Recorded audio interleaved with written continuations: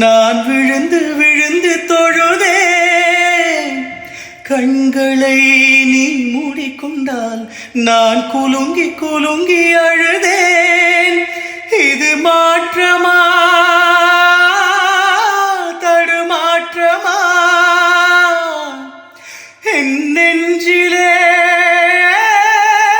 பனிமூட்டமா?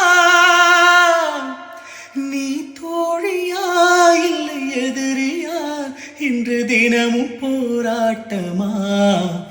என் காதலே என் காதலே என்னை என்ன செய்ய போகிறாய்?